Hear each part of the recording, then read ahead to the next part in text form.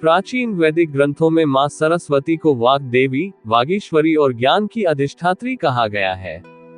ऋग्वेद में उनका उल्लेख अनेक सूक्तों में हुआ है। वेदों में वर्णित सरस्वती केवल एक देवी ही नहीं, बल्कि वाणी, ज्ञान, प्रेरणा और पवित्र नदी, इन चारों का संगम है।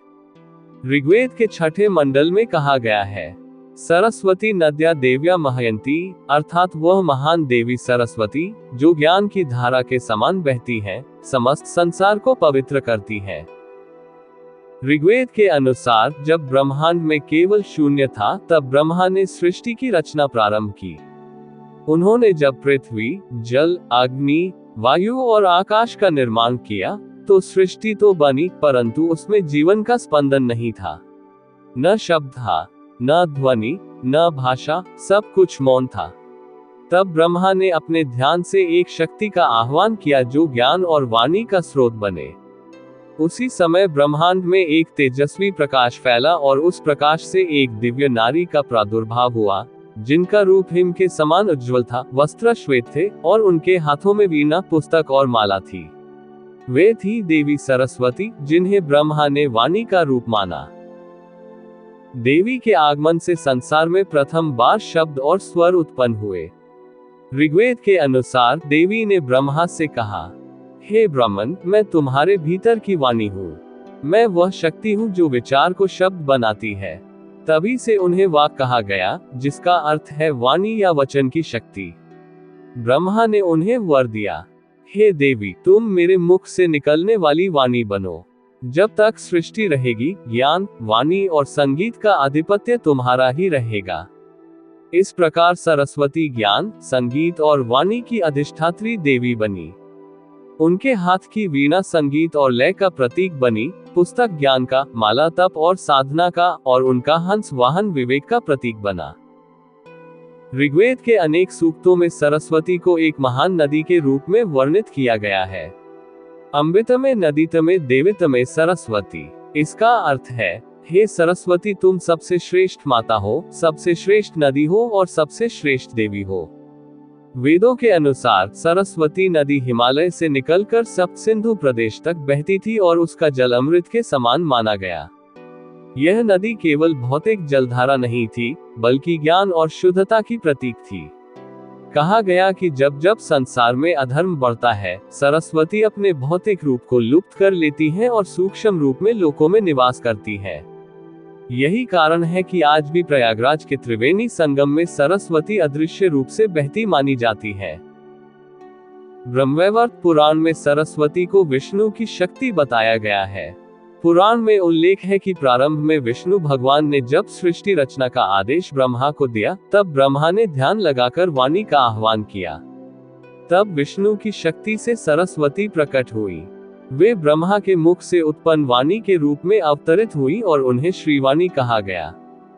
एक अन्य कथा के अनुसार जब ब्रह्मा सृष्टि का विस्तार करने लगे, तो उन्होंने देखा कि उनके द्वारा उत्पन्न प्राणियों में विचार और वाणी की कमी है।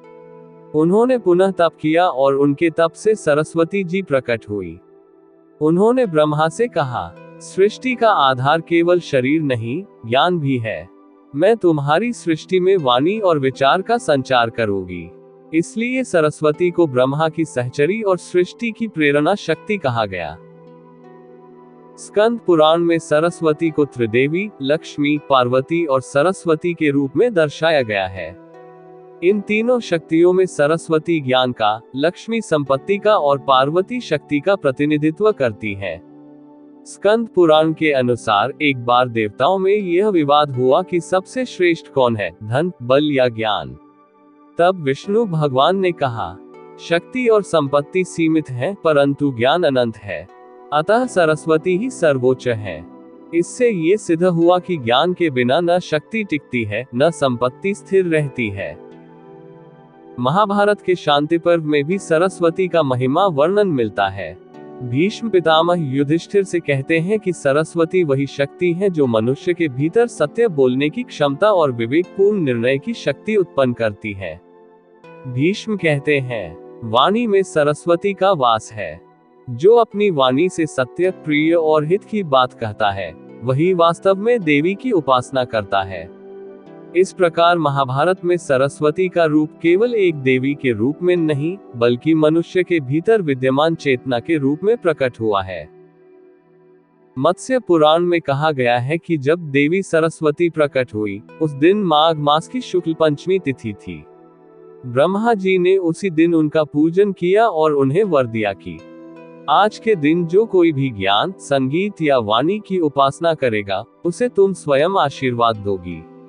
इसी दिन से वसंत पंचमी को मां सरस्वती के जन्मोत्सव के रूप में मनाया जाता है। यही कारण है कि इस दिन विद्यार्थियों और कलाकारों द्वारा देवी का पूजन किया जाता है और बच्चों को अक्षर ज्ञान कराया जाता है। वेदों में सरस्वती को केवल देवी नहीं, बल्कि वाणी की अंतःप्रेरणा कहा गया है। ऋग्वेद में स्वयं देवी कहती हैं, अहम रुद्रभिर्वसुभिश्चिरम्यहमादित्यैरुत विश्वदेवैः। मैं ही देवताओं के भीतर वाणी रूप में विद्यमान हूँ, मैं ही ज्ञान की प्रेरणा हूँ। इससे ये सिद्ध होता है कि सरस्वती कोई बाह्य शक्ति नहीं, बल्कि प्रत्येक जीव के भीतर निवास करने वाली वह दिव्य चेतना है, जो हमें सोचने, बोलने और समझने की क्षमता देती है। वेदों से लेकर पुराणों तक सरस्वती की एक ही पहचान है, ज्ञान की धारा। वे वही शक्ति हैं जो ब्रह्मा की सृष्टि में शब्द भरती हैं, विष्णु के लीला में नीति का भाव रखती हैं और शिव के मौन में संगीत का स्पंदन जगाती हैं। सरस्वती के बिना न कोई मंत्र पूर्ण है, न कोई विचार, न कोई रचना। वाणी की हर मधुरता, बुद्धि की हर ज्योति और ज्ञान की हर आभा सब उन्हीं से उत्पन्न है।